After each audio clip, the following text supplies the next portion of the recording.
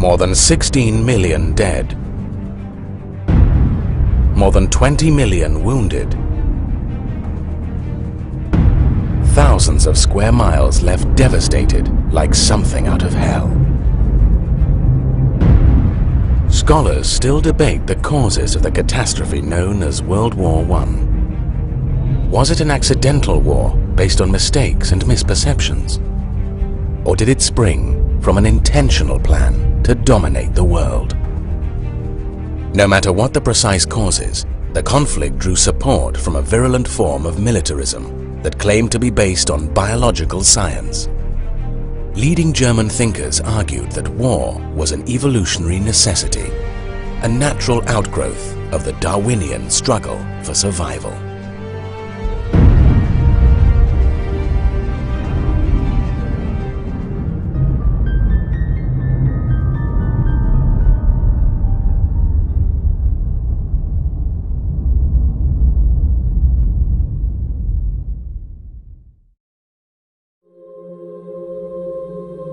It was the fall of 1914. The armies of the Second Reich had overrun Belgium and were pressing into France.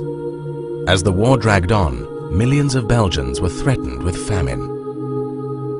American businessman Herbert Hoover organized humanitarian relief to prevent mass starvation. Vernon Kellogg was one of the many volunteers who joined the effort. A biologist at Stanford University, Kellogg was a strong proponent of biological evolution. But he grew increasingly troubled at the evolutionary views of the Germans he came into contact with. Kellogg was housed with German officers at their headquarters in Belgium, and he regularly had dinner with them. It was a disturbing experience. The discussions begun at dinner lasted long into the night. Always we talked and tried to understand one another, to get the other man's point of view. Their point of view does not permit of a live and let live kind of carrying on. It is a point of view that justifies itself by a wholehearted acceptance of the worst of neo-Darwinism, the all-mocked of natural selection, applied rigorously to human life and society. One of the officers Kellogg met was a professor of zoology at a prominent German university. Kellogg described him as one of the most brilliant of present-day biologists. Professor von Flusen, that is not his name, is a biologist. So am I. So we talked out the biological argument for war, and especially for this war. The captain professor has a logically constructed argument why, for the good of the world, there should be this war, and why, for the good of the world, the Germans should win it. Win it completely and terribly. Professor von Flusen is neo-Darwinian, as are most German biologists and natural philosophers. The creed of the all-mocked of a natural selection based on violent and fatal competitive struggle is the gospel of the German intellectuals. Struggle, bitter, ruthless struggle, is the rule among the different human groups. This struggle not only must go on, for that is the natural law, but it should go on, so that this natural law may work out in its cruel, inevitable way the salvation of the human species. By its salvation is meant its desirable natural evolution. That human group which is in the most advanced evolutionary stage is best, and should, for the sake of the species, be preserved. It should win in the struggle for existence, and this struggle should occur precisely that the various types may be tested, and the best not only preserved, but put in position to impose its kind of social organization on the others, or alternatively, to destroy and replace them. This is the disheartening kind of argument that I faced. The virulent social Darwinism of German leaders and intellectuals had been growing for some time.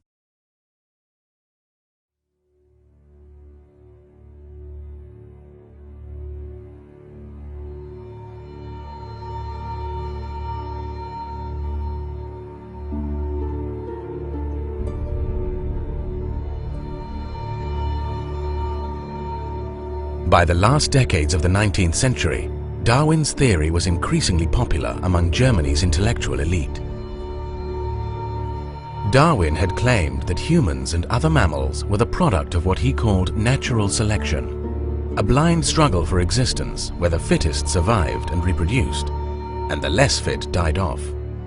In his book, The Descent of Man, Darwin made clear that his idea of natural selection had implications for human society. Charles Darwin clearly was a social Darwinist. He was not as rabid a social Darwinist as some of his followers later on, but he clearly did believe that Darwinism should be applied to human societies. Darwin worried that civilized societies were harming humanity by helping the poor, caring for the sick, and otherwise saving those who nature would have killed off. Darwin feared that such humanitarianism could eventually destroy the human race. Darwin also predicted that in the future, the civilized races of mankind would exterminate the inferior ones.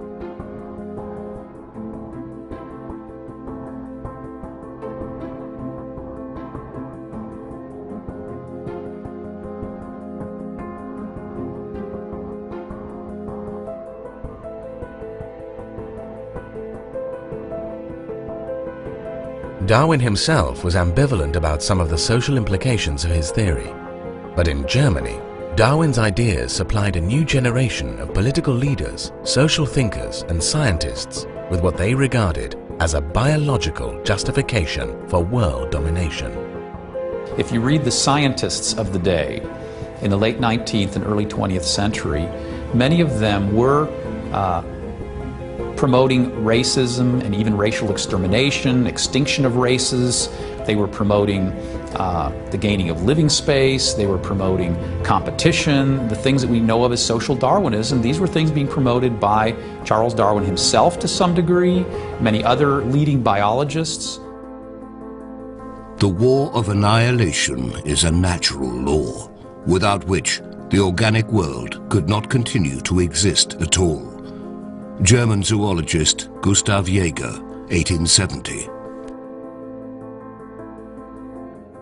Just as in nature, the struggle for existence is the moving principle of evolution and perfection, so also in world history, the destruction of the weaker nations through the stronger is a postulate of progress. German ethnologist Friedrich Hellwald, 1875.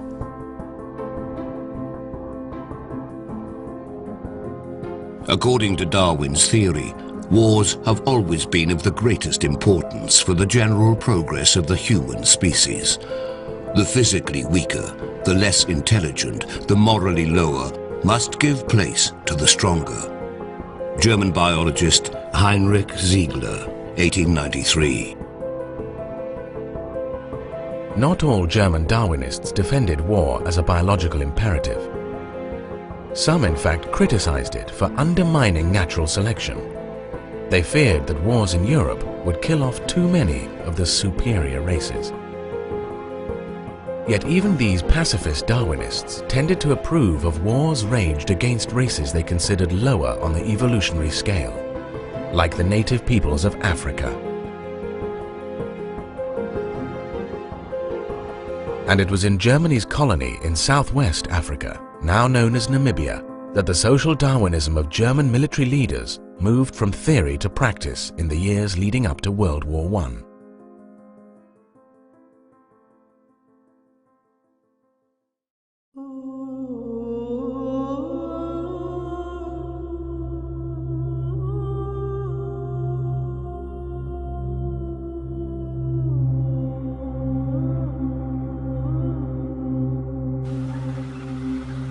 Between 1904 and 1908, the German military attempted to eradicate the Herero people in southwest Africa in what some scholars consider the first genocide of the 20th century. On October 2nd, 1904, General Lothar von Trotha issued what became known as his extermination order, declaring that the Hereros either had to leave German southwest Africa or face extinction. Herero men would be executed, and Herero women and children would be driven into the desert where they would die of starvation or dehydration. Von Trotha justified his extermination campaign by an explicit appeal to social Darwinism, telling one newspaper that human feelings of philanthropy could not override the law of Darwin's the struggle of the fittest. When von Trotha's extermination campaign provoked a backlash in Germany, a new plan was developed to move the remaining Hereros to concentration camps, where many more would ultimately die from malnutrition, disease, and exhaustion. In these death camps, the Hereros were subjected to medical experiments by German doctors, and their skulls were collected for shipment back to Germany to be studied by experts in racial science. By 1908, it's estimated that more than 80% of the Herero people had been eliminated from German Southwest Africa. Back in Europe, meanwhile, German military leaders prepared for the next conflict on their continent.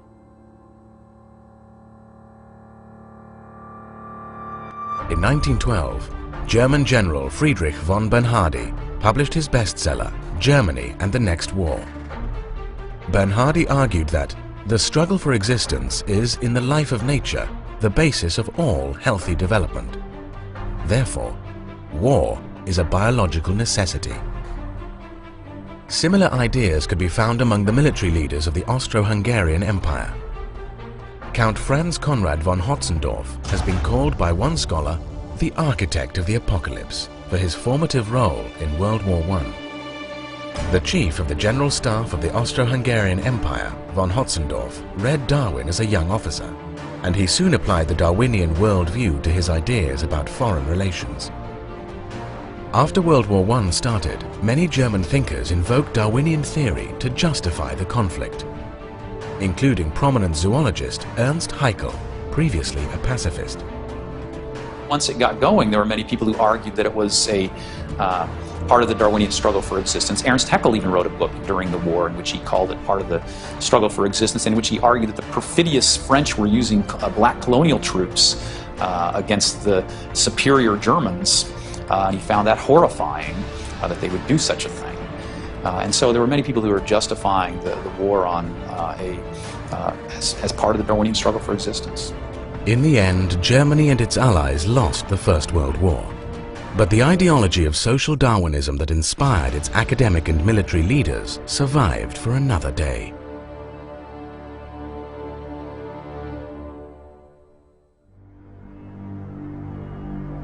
Among the defeated soldiers of the German war machine was a young corporal in the Bavarian army. Intensely bitter at the defeat of Germany and its allies, the corporal found new purpose for his life by embracing an even more fanatical social Darwinism than that which had been adopted by the leaders of the Second Reich. Within 2 decades, the whole world would know the corporal's name. Unser deutsches Volk siegt! Sieg!